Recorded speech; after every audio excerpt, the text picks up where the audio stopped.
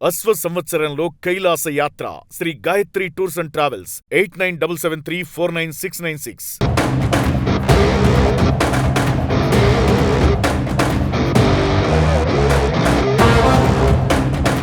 మూసీ నది మీద బీఆర్ఎస్ బుస కొట్టిన 6 గ్యారంటీల మీద రాద్ధాంతం చేసిన ఫస్ట్ సంతకం పెట్టిన ఫైలు పైన ప్రజల్లో విశ్వాసం పోయిందని ప్రచారం చేసిన మరో 5 ఏళ్లు నేనే సీఎం అనే ధీమాతో ఉన్నారు సీఎం రేవంత్ రెడ్డి.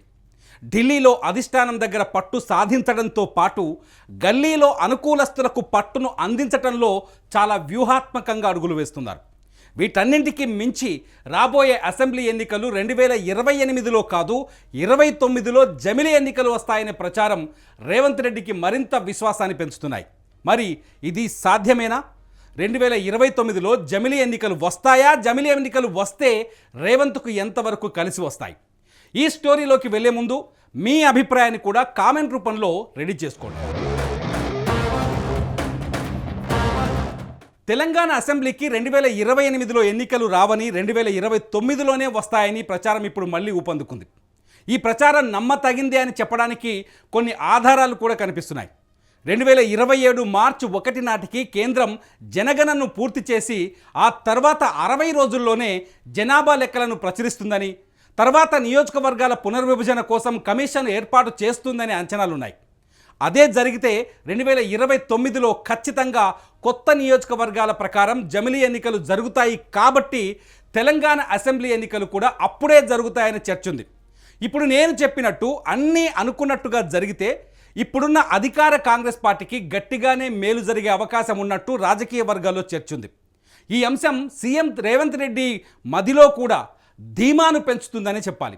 సాధారణ ఎన్నికలతో కలిసి తెలంగాణ రాష్ట్ర అసెంబ్లీ ఎన్నికలు జరిగితే కేంద్రంలో అధికారం కోరుకునే పార్టీలు ఢిల్లీ పీఠంపైన దృష్టి పెడతాయి తప్ప రాష్ట్రాలపైన అంతగా ఫోకస్ చేయబోవు.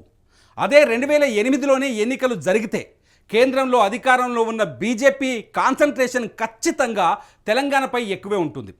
బీఆర్ఎస్ బలహీనపడ్డా అధికార కాంగ్రెస్పై కాన్ఫిడెన్స్ తగ్గిన ఎన్నికలను తమకు అనుకూలంగా మార్చుకోవడానికి బీజేపీకి ఎక్కువ అవకాశాలు ఉంటాయి. అదే సార్వత్రిక ఎన్నికలతో పాటే 2029లో ఎన్నిక జరిగితే ఢిల్లీ పీఠం ఒక్కటే బీజేపీ లక్ష్యంగా ఉంటుంది. సో విధానపరంగా జమిలి ఎన్నికలను వ్యతిరేకిస్తున్నా అంతర్గతంగా 2029కే రేవంత్ జై కొడుతున్నారనే చర్చ ఉంది.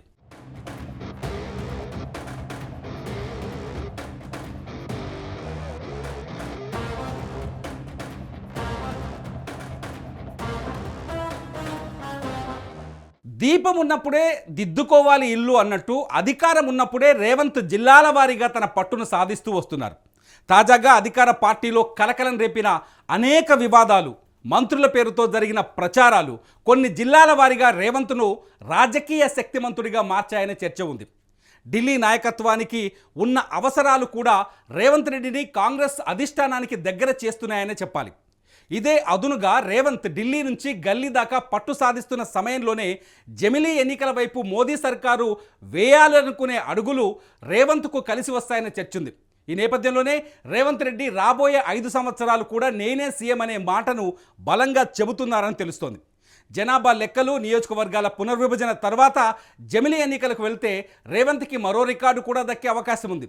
రాజ్యాంగం అనుమతిస్తే మరో 6 నెలలు సీఎంగా కొనసాగుతారని కూడా కొంత చర్చ జరుగుతోంది. ఫలితంగా ఒకే ప్రభుత్వంలో 5.5 ఏళ్లు సీఎంగా పనిచేసిన వ్యక్తిగా మిగిలిపోతారు రేవంత్. ఈ మధ్య ఢిల్లీలో సీఎం రేవంత్ రెడ్డి ఈ మాటను కూడా చెప్పారు. జమిలి ఎన్నికలు వస్తే 10.5 ఏళ్లు పాలించే అవకాశం కూడా వస్తుందని చెప్పుకొచ్చారు. మొత్తంగా 2028లో కాకుండా 29లో తెలంగాణ అసెంబ్లీకి ఎన్నికలు రావాలని సీఎం రేవంత్ రెడ్డి బలంగా ఆకాంక్షిస్తున్నట్టు తెలుస్తోంది. సరే, 2029లో జమిలి ఎన్నికలు సాధ్యమేనా అని విశ్లేషిస్తే ఎట్టి పరిస్థితుల్లోనూ అది సాధ్యం కాదని అర్థమవుతోంది. 2029లో జమిలి ఎన్నికలకు వెళ్ళాలి అంటే ముందు రాజ్యాంగ సవరణలు జరగాలి. ఆ తర్వాత రాష్ట్రాల అసెంబ్లీల గడువులు అడ్జస్ట్ అవ్వాలి. 2026, 2027, 2028లలో ఎన్నికలు జరిగిన రాష్ట్రాల కొత్త అసెంబ్లీల గడువులు 2029కి అడ్జస్ట్ చేయాలి. 2026లో ఎన్నికలు జరుపుకుంటున్న అసోం, కేరళ, తమిళనాడు, పశ్చిమ బెంగాల్, పుదుచ్చేరి అసెంబ్లీల గడువును 3 సంవత్సరాలకు కుదించాల్సి వస్తుంది. అంతేకాదు 2027లో అసెంబ్లీ ఎన్నికలకు వెళ్లనున్న పంజాబ్, ఉత్తరాఖండ్, ఉత్తరప్రదేశ్, గుజరాత్, మణిపూర్, గోవాల అసెంబ్లీల గడువులు 2 ఏళ్లు తగ్గించాలి.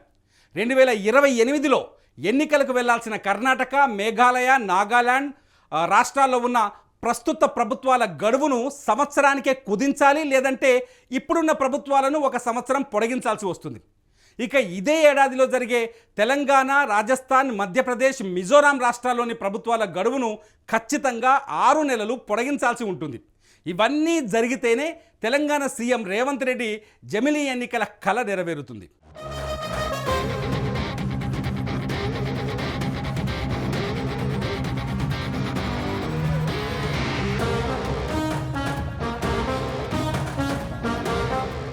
జమిలీ ఎన్నికలు అంటేనే అటు పార్లమెంటుకు ఇటు అసెంబ్లీకి ఒకేసారి ఎన్నికలు నిర్వహించాలి. పార్లమెంటుకు, అన్ని రాష్ట్రాల అసెంబ్లీలకు ఏకకాలంలో ఎన్నికలు జరిపితే కొన్ని ప్రయోజనాలు ఉన్నాయి. ప్రభుత్వాలకు ఎన్నికల మీద పదే పదే దృష్టి పెట్టాల్సిన పని తగ్గుతుంది, పరిపాలన మెరుగుపడుతుంది, ఎన్నికల ఖర్చు తగ్గుతుంది. సరే, కానీ ప్రాంతీయ పార్టీలే బలంగా ఉన్న మన ప్రజాస్వామ్య వ్యవస్థలో ఇది సాధ్యమేనా అనే ప్రశ్న ఇప్పుడు తలెత్తుతోంది.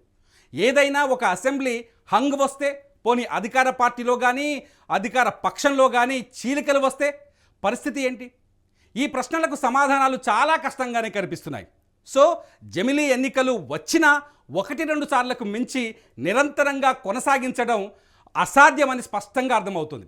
ప్రస్తుత పరిస్థితుల్లో పూర్తి స్థాయిలో జమిలీ ఎన్నికలకు కాకుండా 2029లో కొన్ని రాష్ట్రాలను మాత్రమే కలుపుకొని వెళ్ళడానికి అవకాశం కనిపిస్తుంది. 2028లో ఎన్నికలకు వెళ్లే 9 రాష్ట్రాల్లో 5 రాష్ట్రాలు అంటే ఛత్తీస్గఢ్, మధ్యప్రదేశ్, మిజోరాం, రాజస్థాన్తో పాటు తెలంగాణ అసెంబ్లీ ఎన్నికలను మరో 6 నెలలు వాయిదా వేసి ఆంధ్రప్రదేశ్, అరుణాచల్ ప్రదేశ్, ఒడిశా, సిక్కిం రాష్ట్రాలకు ఒకేసారి ఎన్నికలు జరిపే ఛాన్స్ కనిపిస్తుంది. ఫలితంగా కేంద్రంలో మరోసారి అధికారాన్ని నిలబెట్టుకోవాలనుకునే బీజేపీకి ఎలక్షన్ మేనేజ్మెంట్ కొంత ఈజీ అవుతుంది. అదే జరిగితే తెలంగాణ సీఎం రేవంత్ రెడ్డికి అంటున్న కల కూడా నెరవేరుతుంది. ఢిల్లీలో మోదీ సర్కారుతో రేవంత్ రెడ్డికి కనిపిస్తున్న సానుకూల సంబంధాలు, రాష్ట్రంలో కాంగ్రెస్ పార్టీ పైన పెంచుకుంటున్న పట్టును చూస్తుంటే 2029వ సంవత్సరం రేవంత్ రెడ్డికి అనుకూలంగానే కనిపిస్తుందని చెప్పొచ్చు. 2029 నాటికి జనాభా లెక్కలు పూర్తి చేసి, నియోజకవర్గాల పునర్విభజనను ముగించి, రిజర్వేషన్ల లెక్కలు తేల్చి జమిలీ ఎన్నికల కోసం రాష్ట్రాల అభిప్రాయాల్ని అడిగితే రేవంత్ జమిలీకి అనుకూలమైన స్వరాన్ని వినిపించే అవకాశాలే ఎక్కువగా ఉన్నాయి. తాము జమిలీకి విరుద్ధమని ఢిల్లీ కాంగ్రెస్ అధిష్టానం ఇప్పటికే ప్రకటించినా గల్లీ ప్రయోజనాల రీత్యా రేవంత్ నిర్ణయాన్ని అంగీకరించే అవకాశము కనిపిస్తోంది. ఏది ఏమైనా తెలంగాణ అసెంబ్లీకి 2028లో కాదు 29లో ఎన్నికలు వస్తాయనే మాట నిజమవుతుందనే అంచనాలు పెరుగుతున్నాయని చెప్పాలి. మరి ఈ ఆలస్యపు ఎన్నికలు రెండోసారి సీఎం కావాలన్న రేవంత్ ఆకాంక్షను నెరవేరుస్తాయా లేదా? మీరే కామెంట్ చేయాలి. ఇట్స్ యూటీవీ నుంచి నా పేరు తిరుమల్.